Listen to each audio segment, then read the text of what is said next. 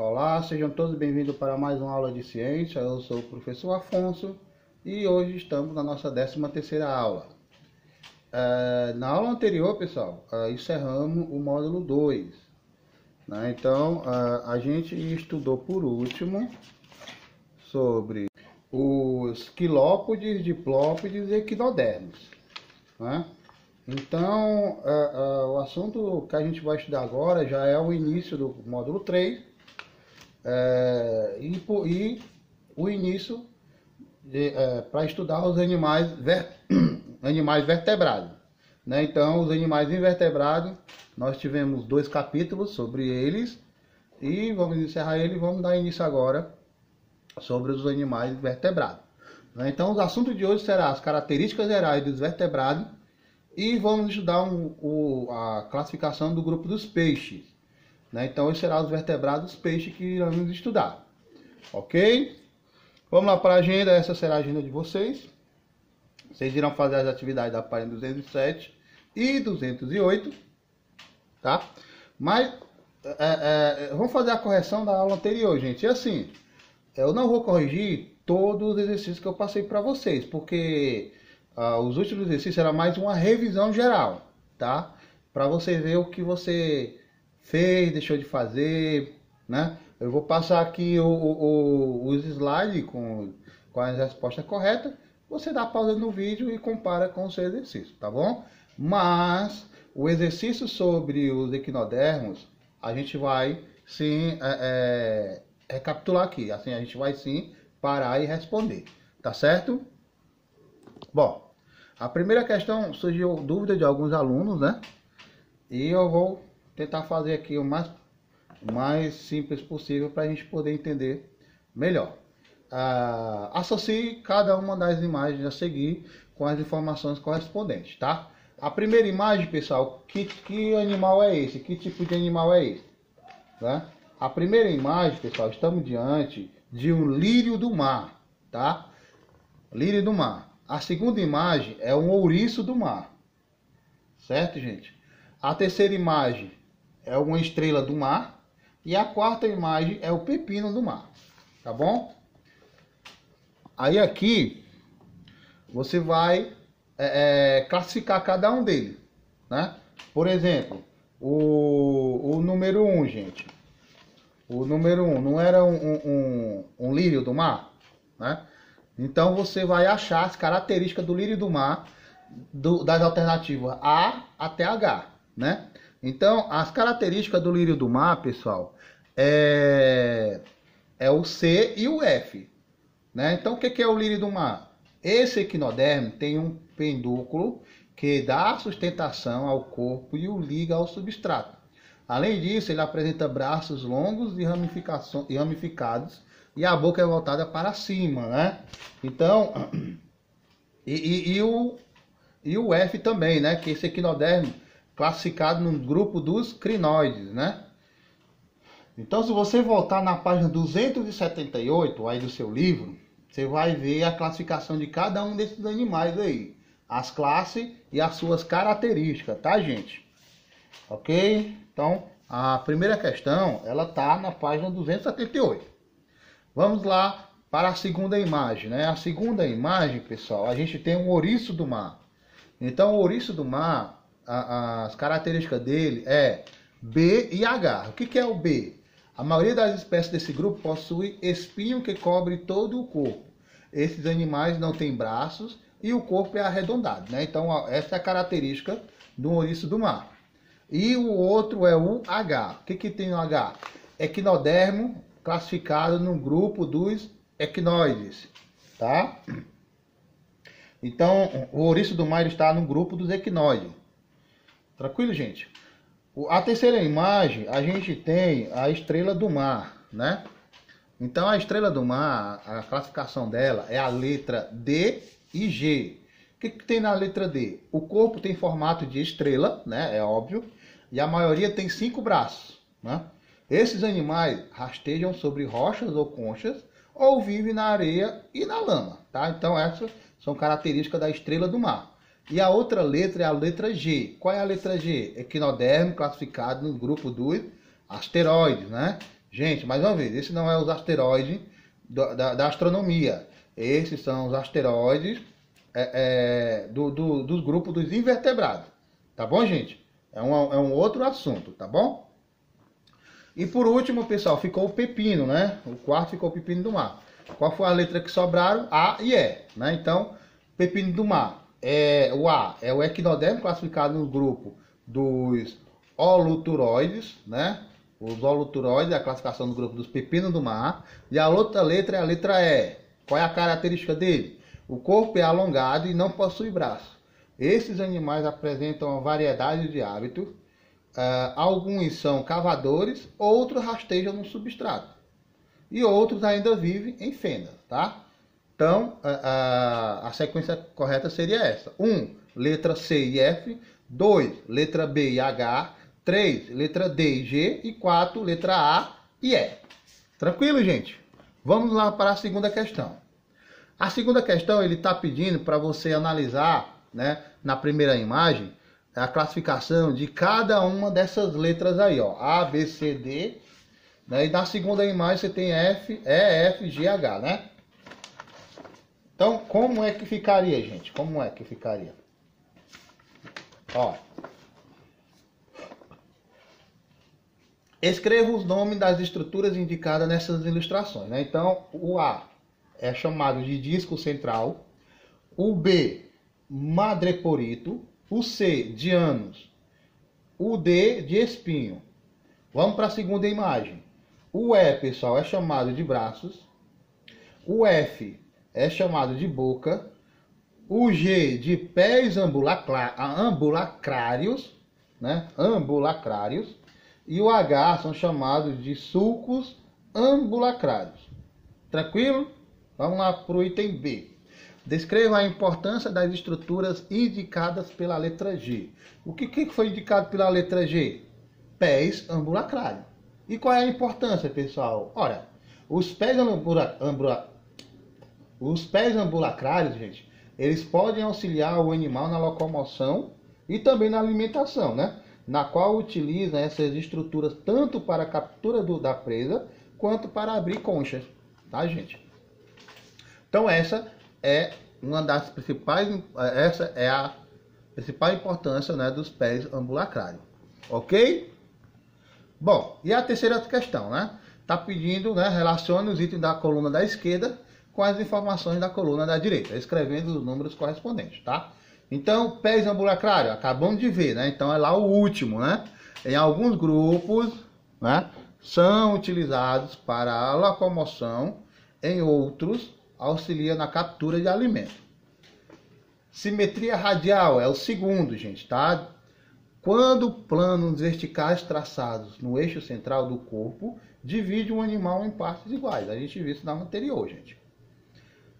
O terceiro, lanterna de Aristóteles, é o terceiro, gente, tá? Estrutura que auxilia os equinoides na obtenção de alimento, que é a lanterna de Aristóteles. E por último, o sistema hidrovascular, que é o primeiro, né? O 4. O 4 é o primeiro. Principal sistema dos equinodermos, né? Composto por canais, por meio dos quais a água circula. Ele é importante na alimentação, respiração, locomoção e reprodução dos equinodermos. Tranquilo, gente? Bom, essa daí cunho pessoal, tá, gente? Algumas pesquisas, tá bom? Quiser dar pausa no vídeo para olhar a resposta, pode ficar à vontade. Aqui é uma revisão do capítulo 4, certo?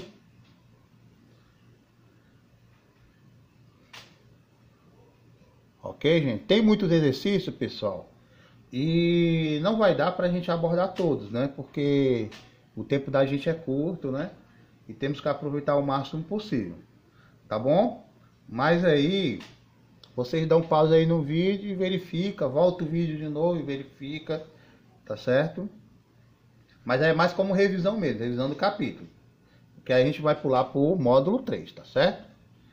Porque hoje tem bastante slides, gente, tá? Pra gente recapitular. Ok? Bom, vamos lá, módulo 3. No módulo 3, pessoal, temos 2 capítulos. né? Que é estudando os animais vertebrados e seres vivos microscópicos, certo? E vírus, né? Seres vivos microscópicos e vírus. Ok? Esses são os 2 capítulos do módulo 3. E hoje, gente, vamos estudar os vertebrados, né? Vamos ver as características deles e estudar sobre os peixes, né? Vamos falar sobre os peixes.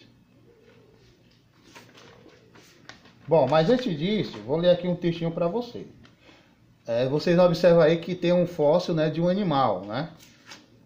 Provavelmente é um dinossauro, né? Um fóssil de um dinossauro.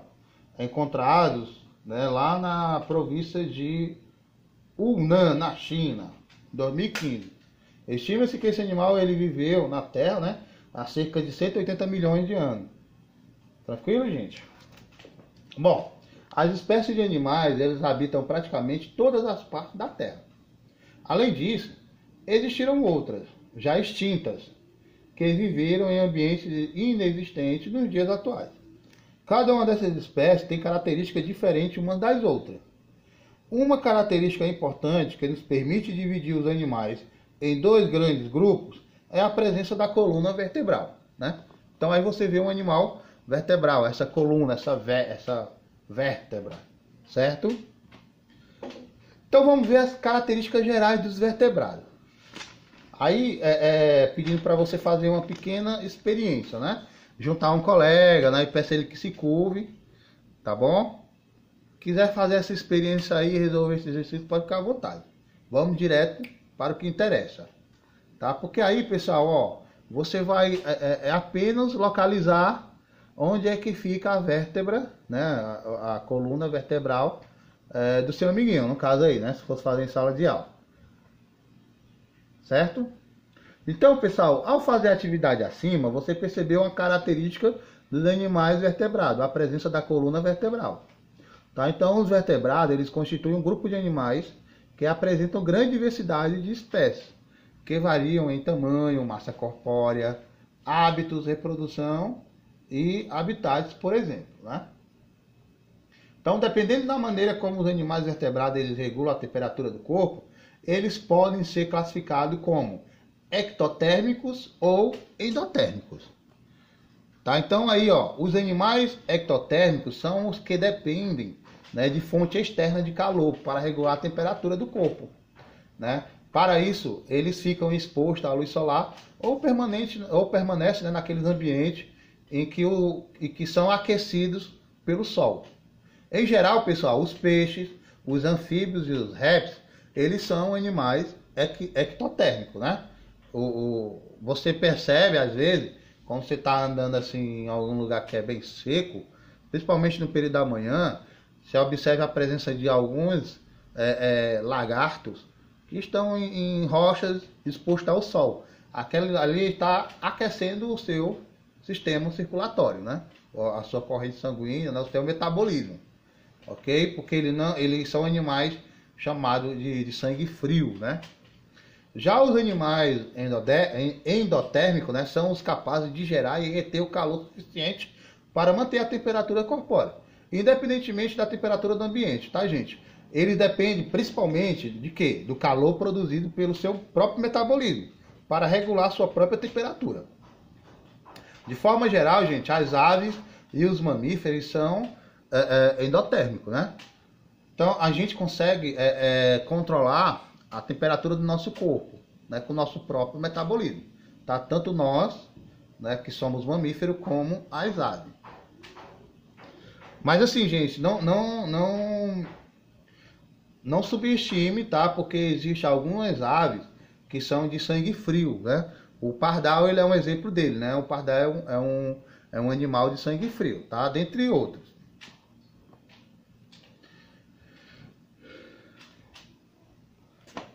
Bom, gente, ó, os vertebrados, eles são divididos em 5 grandes classes, que a gente vai ver a seguir, né? Que são os anfíbios, que os anfíbios eles são vertebrados e que, em geral, eles apresentam a forma larval aquática e forma adulta terrestre, né? Então, quando eles são novos, eles são aquáticos, e na fase adulta eles são terrestres. E eles não têm escama, tá, gente? Nem pelos e muito menos pernas. Tá? Como exemplo dos anfíbios, a gente pode citar as pererecas, as rãs, os sapos, as cobras cegas e as salamandras, tá? Temos os mamíferos, né, gente? Os mamíferos, eles se caracterizam por apresentar pelos, né? E placenta. O que é a placenta, gente? A placenta é uma estrutura pela qual o embrião e o feto eles recebem os nutrientes necessários para o seu desenvolvimento. E ali eles realizam as trocas gasosas e eliminam os resíduos também. Tá bom, gente? E glândulas mamárias, né? Por isso o nome mamífero, que possui glândulas mamárias. Como exemplo, a gente pode citar como quem? Como gatos, os búfalos, cavalos, gorila, tamanduás mirins e capivaras, né? Seres humanos e assim por diante. Temos os peixes, né? Os peixes, eles vivem principalmente em ambientes aquáticos e se caracterizam pela presença de brânquias durante toda a sua vida. Tá? E corresponde, né? Os peixes eles correspondem à maior classe de vertebrados que se conhece atualmente. Os pacus, por exemplo, são exemplos de vertebrados, peixes. Os tubarões também, né? Os dourados, as arraias, né? Todos eles são exemplos de peixe. Temos também os répteis, né, gente? Os répteis, eles apresentam várias adaptações à vida terrestre, como a pele seca, com escamas e ovos que se desenvolvem no ambiente terrestre. As serpentes, os lagartos, as tartarugas e os jacarés, eles são exemplos de répteis, tá? E, por fim, temos as aves. Né? As aves, elas possuem penas e muitas das espécies, elas são capazes de voar, né? Não é toda ave que voa, né? Aí temos exemplos de ave, as galinhas, os tucanos, os pombos, né? As emas, as garças, enfim.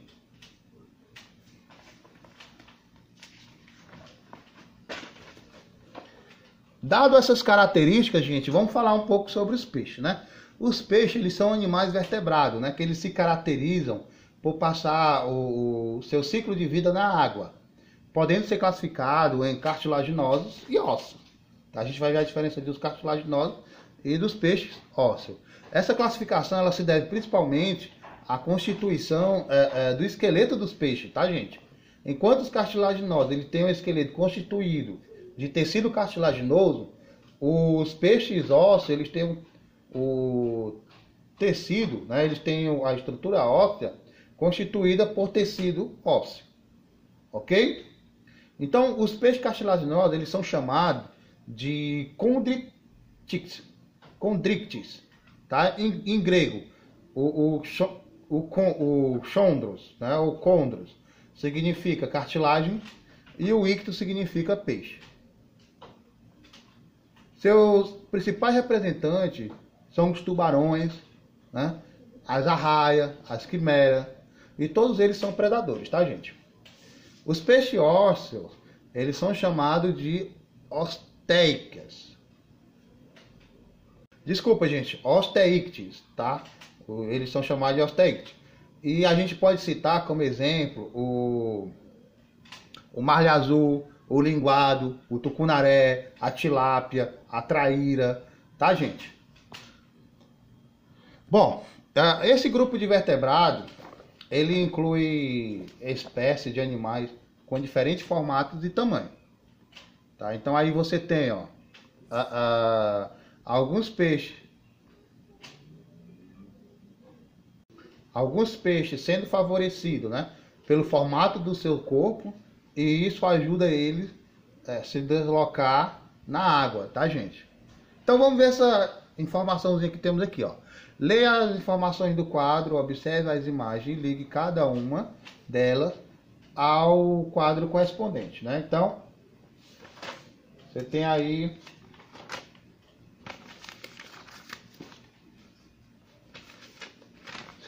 um animal adulto que pode atingir 60 centímetros de comprimento e o outro animal adulto pode atingir cerca de 60 centímetros de comprimento, né? Então, ó, o primeiro quadro em amarelo, ele diz assim: alguns peixes apresentam o corpo achatado na região dorsal e ventral. É o caso da pirarara, né? Então ali, ó, do lado direito você tem a pirarara, aí você liga. Do lado esquerdo você tem a tilápia, né? O padrão mais comum de formato de corpo é o de peixes como a tilápia, tá, gente?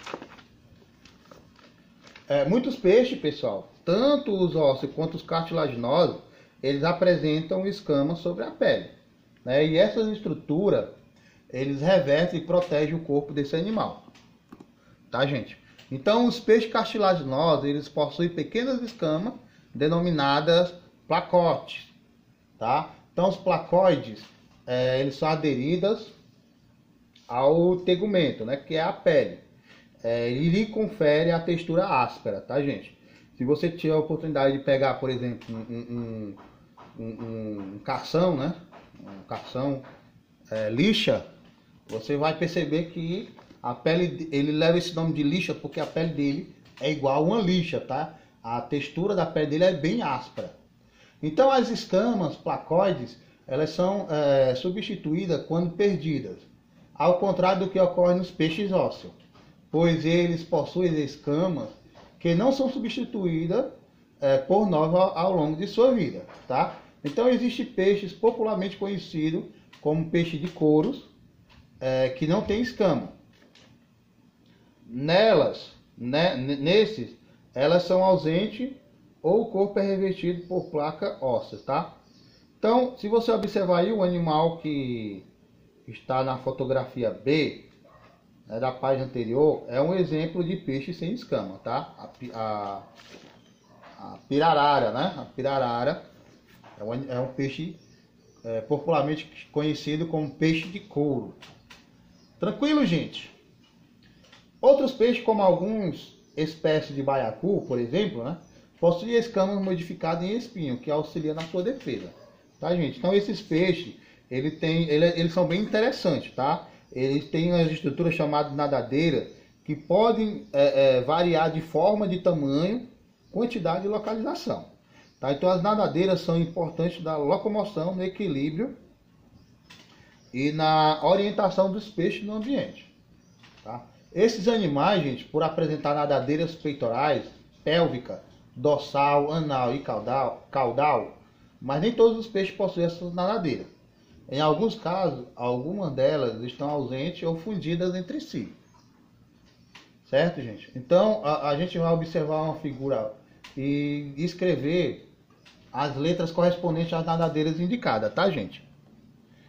Bom, A, pessoal, ó, é chamada de nadadeira peitoral, essa, tá? A B é chamada de nadadeira dorsal, que é essa daqui, ó. A C é chamada de nadadeira pélvica, que é essa daqui, ó, bem pertinho da nadadeira peitoral. A D, né, é chamada de nadadeira anal, que realmente fica bem próximo ao ânus do animal. E a E é chamada de nadadeira caudal, né, que é essa que dá o impulso para ele andar na horizontalidade. Tá bom? Pessoal, as nadadeiras peitoral e pélvica, certo? Que é a A e a C, eles permitem os peixes a subir e descer na água, tá? Já as nadadeiras dorsal e anal, né, que é a B e a D,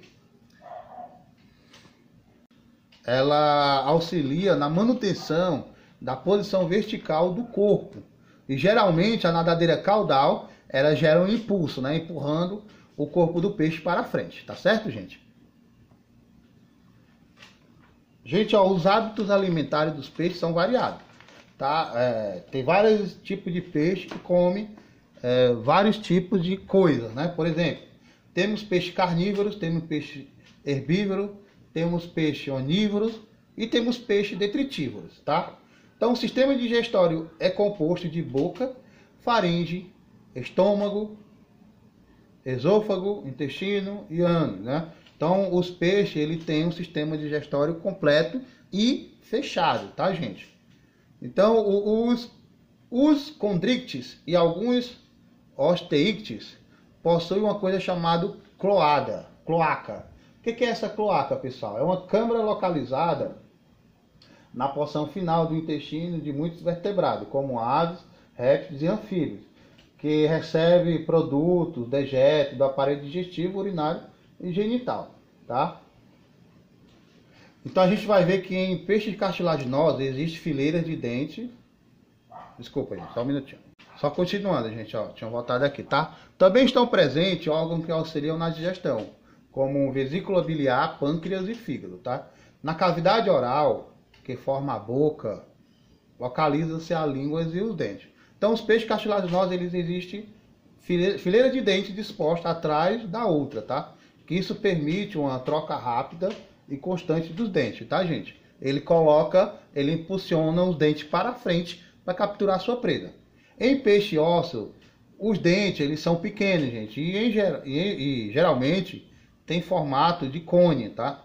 Então, como os das piranha, em muitas espécies existem dentes na faringe, tá, gente? Por isso que às vezes quando ele engole um anzol, quem já foi pescar, e o anzol ele ultrapassa a boca, né, vai para a garganta, vai para a faringe do peixe, é bem difícil de você tirar esse anzol, né? Só com muito esforço, porque ele fica preso nos dentes. Tá, pessoal, como vimos, né, temos os dentes que possuem a nadadeira que auxilia na locomoção no ambiente aquático. Em algumas espécies, né, a presença de órgãos chamados vesícula gasosa ou bexiga natatória, ele auxilia o peixe a controlar a flutuação na água, né? Então você observa aí a vesícula gasosa, né, quando está cheia e quando está seca, né? Ele enche para ele flutuar, subir, né? O corpo fica menos denso, e quando ela seca, né, o corpo ele fica mais denso. Aí o peixe afunda, certo? Também tem esses mecanismos que ajudam o peixe a subir e descer. Certo, pessoal? Os peixes geralmente eles respiram por meio das brânquias, né, gente? Que essas brânquias elas se situam na lateral da cabeça. Por meio delas, o gás oxigênio ele é retirado da água e o gás carbônico é eliminado nela, tá certo? Então, as brânquias é como se fossem os nossos pulmões aqui, né? Mas algumas espécies de peixe, pessoal, ele tem adaptações em seu corpo que lhe permite também respirar fora d'água, tá? Isso, né, esses peixes, eles são chamados peixes pulmonados. Neles, pessoal, as brânquias são menos desenvolvidas do que em outras espécies, tá? E eles vivem em água que contém pouco oxigênio dissolvido. Como aí você vê, né? Os peixes pulmonados, eles sobem à superfície, abrem a boca, engolem o ar, que segue para a vesícula gasosa, né? Nessa estrutura há vaso sanguíneo e é nela que ocorre a troca de gases, tá, gente? Entre as espécies que possuem respiração pulmonar, a gente pode citar a piraboia, né? Que é um peixe da região amazônica. Também temos o chamado bagre africano, tá? Temos também o pirarucu, tá? Que é peixe amazônico, ele também possui pequenos pulmões que auxiliam ele respirar fora d'água, certo, gente? Se você pegar um pirarucu e tampar ele em algum ambiente sem ar, né, atmosférico, ele morre afogado, né? Ele precisa de ar também para respirar, certo, gente? Então, em geral, o sistema circulatório dos peixes é simples, gente, tá? O sangue sai do coração e vai para as brânquias, de onde segue para o corpo antes de voltar ao coração. O sistema excretor dos peixes, eles filtram e eliminam substâncias que podem se tornar nocivas se acumuladas no corpo do animal, tá? Os órgãos responsáveis por esse processo são os rins, certo, gente? E aí do lado você tem como é que o sangue ele vai circular no sistema circulatório, né, dos peixes, tá certo? Bom, os peixes também eles possuem um sistema nervoso formado por várias estruturas sensoriais. Entre essas estruturas está a linha lateral, né, que se estende ao longo do corpo do animal. Tá? Ela é formada por uma série de células especializadas que recebem estímulo da corrente de água que passa pelo corpo do peixe. Assim, pessoal, ela auxilia o animal a perceber a movimentação da água ao seu redor, alertando de ataque, por exemplo, ou a defesa para a sua movimentação, tá? Aí vamos falar um pouco sobre a reprodução dos peixes, né? Em geral, os peixes ósseos e cartilaginosos apresentam sexo separado, mas existe espécies hermafrodita, tá? Então a fecundação em peixe cartilaginoso ela é interna. Geralmente os machos de peixe cartilaginoso têm duas estruturas chamadas glásperes, tá? Que auxiliam na cópula e que são inseridas na cloaca da fêmea durante o acasalamento, tá, gente? Então a fêmea possui 2 ovários, dentro dos quais os ovários eles amadurecem. Então os espermatozoides eles são produzidos nos testículos, né, do peixe macho. Então os peixes cartilaginosos podem ser ovíparos, ovovíparos e vivíparos, tá? A gente estudou sobre isso lá no início do livro, tá bom? Mas na maioria dos peixes ósseos, pessoal, a fecundação ela é externa, tá? Eles se locomovem até um local específico na água, onde as fêmeas liberam seus óvulos para que os espermatozoides, que são liberados pelos machos, fertilizem. Tá? A maioria a maior parte desses peixes, ela é ovípara, tá? Mas há um estágio larval, em que esse estágio larval a gente chama de alevinos. Tá? E entre peixes ósseos também existe espécies ovovíparas, como a lebiste, tá? Algumas espécies de peixes constroem ninhos ou depressão na areia para pôr seus ovos, tá, gente? Em muitas espécies podemos observar o cuidado parental. Aí você observa, né, o macho do cavalo marinho, né, que, por exemplo, ele possui uma bolsa incubadora em que seu corpo, onde carrega os ovos, né, ele que faz ele que choca esses ovos, né, digamos assim. Existe macho de peixes como o da espécie Apogon e Imbebes, né, que carregam os ovos ou os filhotes na boca, protegendo, tá, gente? Bom, pessoal, ufa, né? Essa foi nossa aula de hoje. Espero que vocês tenham gostado, certo? Corri um pouquinho porque realmente a aula foi um pouquinho extensa. Na nossa próxima aula vamos estudar sobre anfíbios, tá bom, gente? Então, fique com Deus e até a próxima. Tchau, tchau. E bons estudos, gente.